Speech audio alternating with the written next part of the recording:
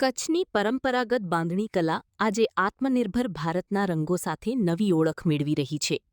વિકસિત ભારત સંકલ્પ અભિયાન હેઠળ ભુજના જેબુનિશાબેન જેવા કારીગરોને રાષ્ટ્રીય સ્તરે પોતાની કળા રજૂ કરવાની તક મળતા તેમનો વ્યવસાય હવે નવી ઊંચાઈઓ સર કરી રહ્યો છે. કચ્છની પ્રસિદ્ધ બાંધણી કલા માત્ર એક હસ્તકલા નથી, પરંતુ પેઢીઓથી ચાલતી આવતી સાંસ્કૃતિક ધરોહર છે.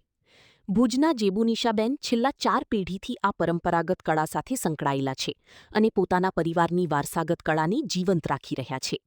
વિકસિત ભારત સંકલ્પ અભિયાન અંતર્ગત તેમને દેશભરના વિવિધ રાષ્ટ્રીય મેળાઓ અને પ્રદર્શનોમાં ભાગ લેવાની તક મળી છે, જેના કારણે તેમનો વ્યવસાય માત્ર સ્થાનિક બજાર પૂરતું સીમિત ન રહી દેશના વિવિધ રાજ્યો સુધી વિસ્તર્યો છે. જેબુનિશાબેન જણાવે છે કે સરકાર તરફથી મળેલા પ્લેટફોર્મ અને પ્રોત્સાહનના કારણે તેમની બનાવટોને નવી ઓળખ મળી છે. ગ્રાહકોની માંગમાં વધારો થતાં આવકમાં પણ નોંધપાત્ર વૃદ્ધિ થઈ છે. આ પહેલ માત્ર એક કારીગરની સફળતાની ગાથા નથી, પરંતુ દેશની પરંપરાગત હસ્તકળાઓને વૈશ્વિક ઓળખ અપાવવાના પ્રયાસોનું જીવંત ઉદાહરણ છે.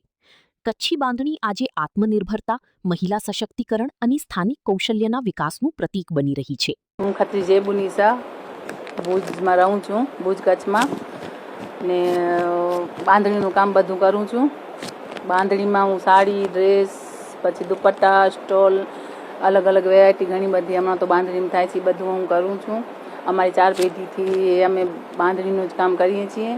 ને હું મેળામાં પણ ભાગ લઉં છું, બધી ઠેકાણે, ઇન્દોર, પછી ભોપાલ, કલકત્તા, પછી મૈસૂર, પછી ગુજરાતમાં પણ બધે ઠેકાણે, વડોદરા, રાજકોટ, અમદાવાદ, સુરત, બધે ઠેકાણે હું થઈ આવી છું. અમારો વેપાર પણ સારો થાય છે.